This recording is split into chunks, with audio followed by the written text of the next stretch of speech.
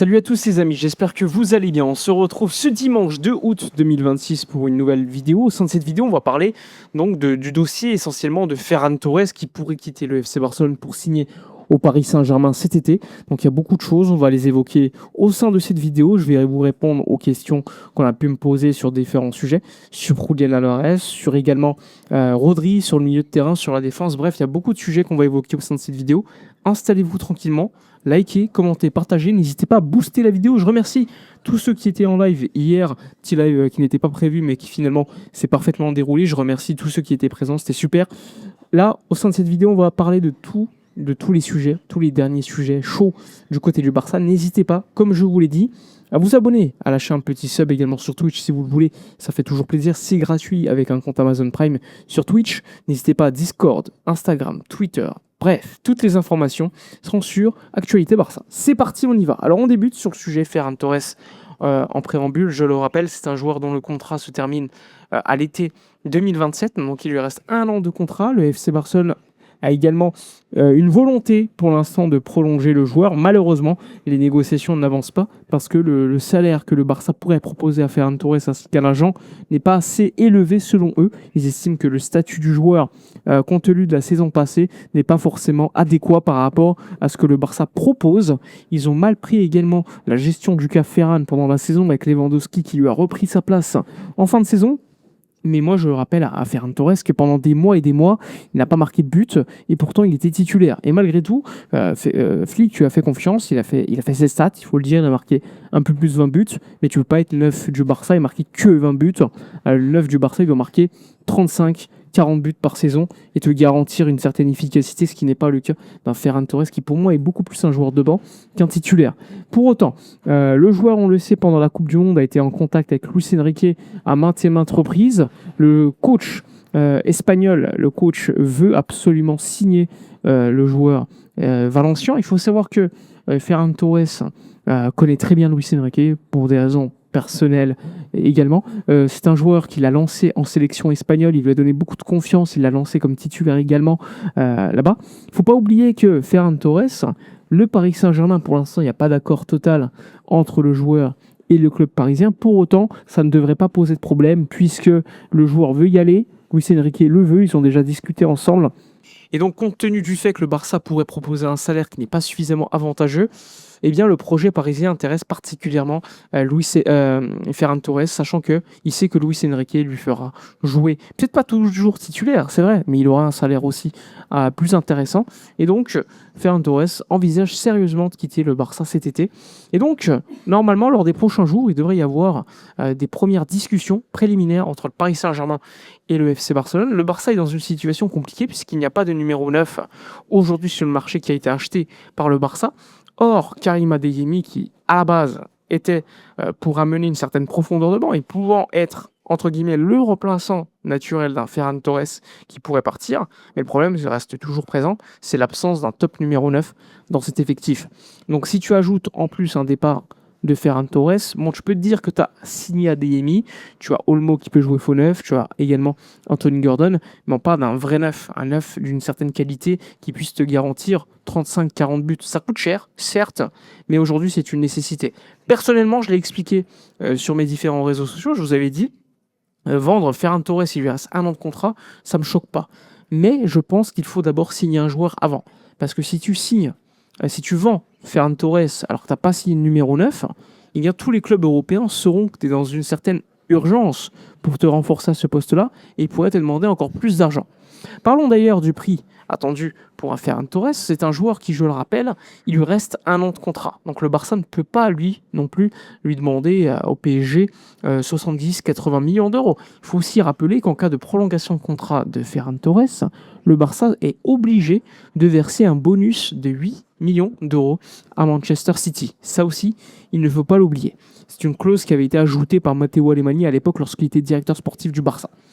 Ensuite, pour revenir au prix demandé, au prix attendu, le PSG n'est pas bête. Le PSG voit que le Barça, il y a un joueur qui est intéressé pour partir, qui en plus de ça refuse de prolonger. Eh bien, il reste 1 an de contrat. je ne vois pas le PSG offrir une grosse somme. Aujourd'hui, le Barça a deux discours. Le discours en off et le discours officiel. Le discours officiel, c'est on veut prolonger le joueur. Pour l'instant, il ne nous a pas demandé de partir. Bon, ça va pas trop tarder. Mais en cas de négociation avec le PSG, le Barça pourrait demander aux alentours de 55-60 millions d'euros au départ.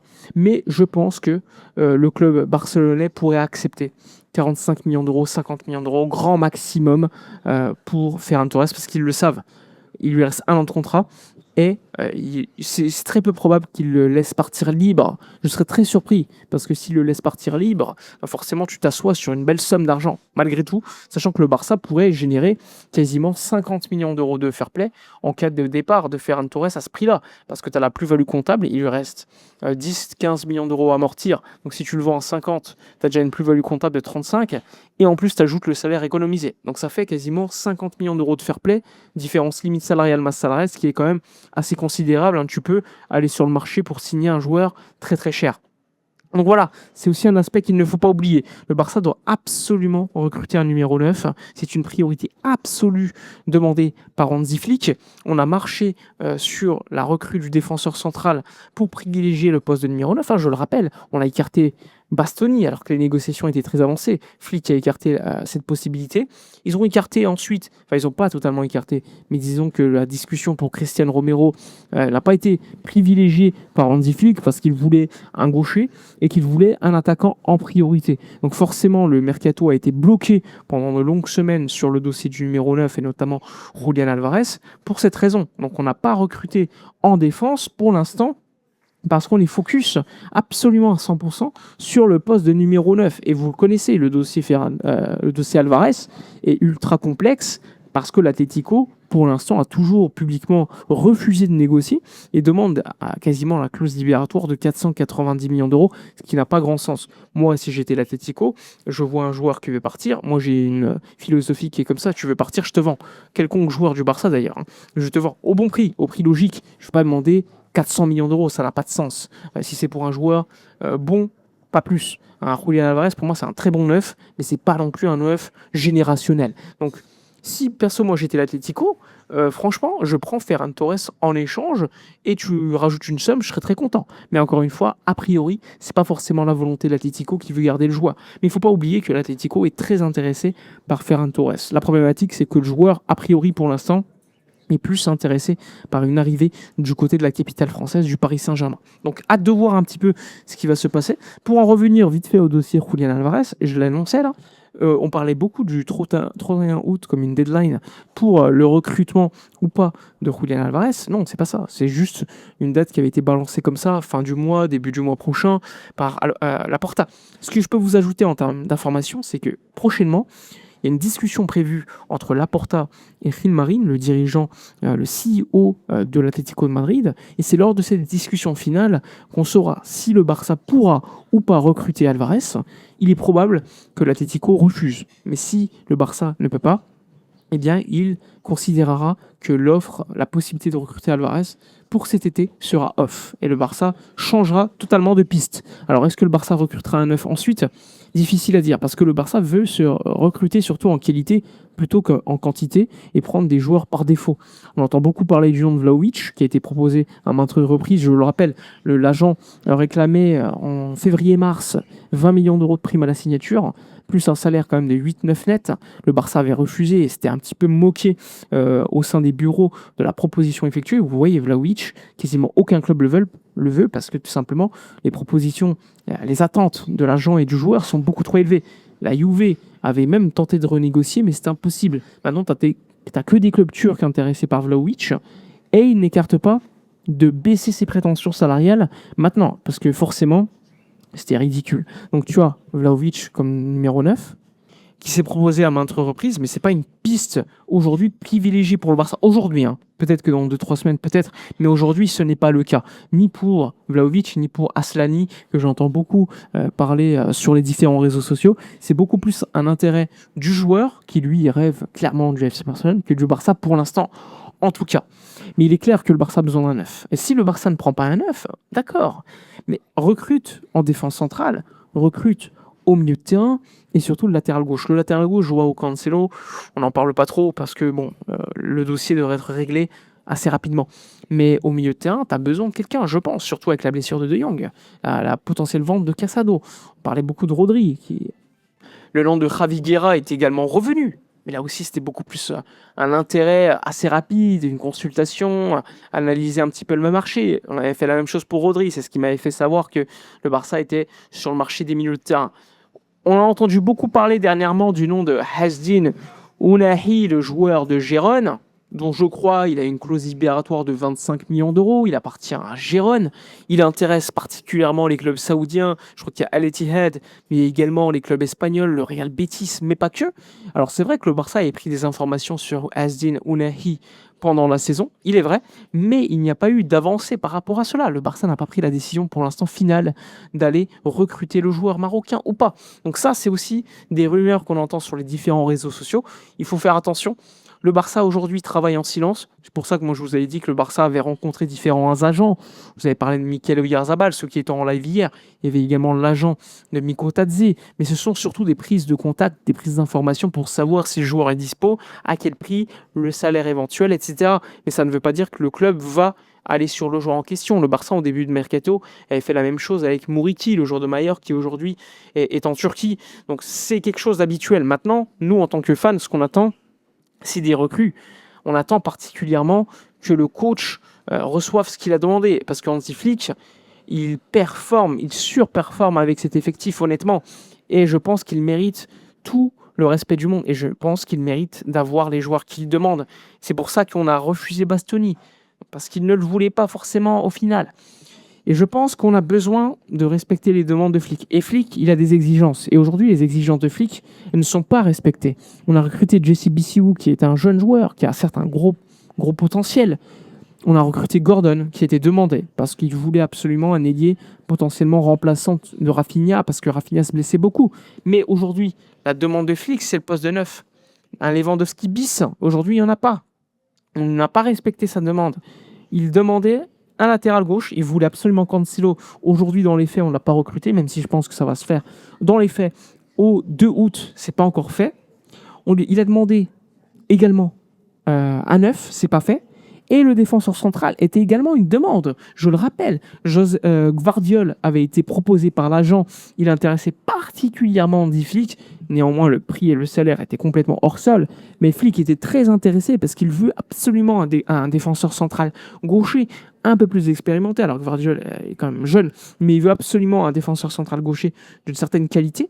On avait le nom de Laporte, mais le dossier est vite tombé à l'oubli parce que le prix demandé par Bilbao est beaucoup trop élevé. La clause libératoire, on parle de 80 millions d'euros, ce qui n'a pas de sens pour un joueur comme Aymeric Laporte, qui est revenu il y a 1 an d'Arabie Saoudite. Donc on est dans une situation assez complexe en termes de mercato aujourd'hui. Pour autant, même si c'est complexe, je ne désespère pas. Je pense que le Barça recrutera quand même cet été encore des joueurs. Et j'ose espérer que Hansi Flick sera respecté par cette direction, parce qu'Hansi Flick nous a quand même rendu pas malheureux, on va pas se mentir. Donc voilà, hâte de voir ce qui va se passer, hâte de voir l'évolution des différents sujets. Le milieu de terrain, la défense, il semble-t-il, a été mise de côté par la direction du Barça aujourd'hui, parce que la nécessité pour recruter en défense, c'est de se débarrasser d'un défenseur central en priorité. Le problème, c'est que on a prolongé Christensen parce qu'il accepte un salaire de dingue qui est complètement bas et hors sol, mais bon, c'est cool pour nous. Et surtout, Flick le kiffe, mais il y a surtout Araujo que le club veut sortir, mais le problème, ça reste le même. Il a un contrat, il veut pas partir, il se sent heureux, et tant que le coach ne dit pas à Araujo, tu vas pas jouer, eh bien pour l'instant, il reste. C'est la même chose pour Casado. Flick lui a parlé, il lui a dit, ok, si tu veux rester, il n'y a pas de problème, mais sache que tu ne joueras pas beaucoup. Tu ne seras pas, on va dire, important. Casado l'a pris d'une manière, on va dire, positive, parce que Casado, c'est pas quelqu'un qui va poser problème, et lui est plutôt open à un départ, même si pour l'instant, on attend. Mais voilà, c'est ce qu'il faut faire, il faut discuter avec les joueurs, et ensuite, pendant la pré-saison, j'espère que les décisions seront prises par la Directiva, par Deco, qui est d'ailleurs arrivé enfin à Birmingham pour la fin de la pré-saison. Mais il y a des décisions à prendre et il faut se bouger, les gars. Il faut se bouger. On est le 2 août quand même. Le mercato se termine dans 1 mois, un peu moins d'1 mois maintenant. Et pour l'instant, nous avons fait, 2 recrues sérieuses. je parle de Adeyemi et je parle d'Anthony Gordon. Sinon, le reste, disons que même les départs, c'est pas dingue. Ter Stegen, tu payes le salaire quasiment totalement. Tu as des petits départs par-ci par-là dans Ansu Fati. Mais voilà, on attend beaucoup plus d'une gestion de la part du Barça. Et je pense qu'on est tous d'accord que pour l'instant, le mercato, c'est un 4 sur 10 pour ma part. Et j'attends beaucoup plus. Voilà ce que je voulais vous dire sur les différents sujets actuels. Hâte de voir ce qui va se passer. Parce que franchement, le Barça mérite beaucoup mieux. Et voilà, je pense que nous autres fans aussi, on attend particulièrement ce qui va se passer. Voilà, je pense qu'on a fait largement le tour. Je vous remercie pour les likes, pour les boosts, pour les abonnements, les commentaires sur Discord, sur Twitch, etc. N'hésitez pas, tous les détails sont en description. Je vous remercie par avance. Passez une agréable journée. Profitez des vôtres, reposez-vous bien et à la prochaine. Ciao.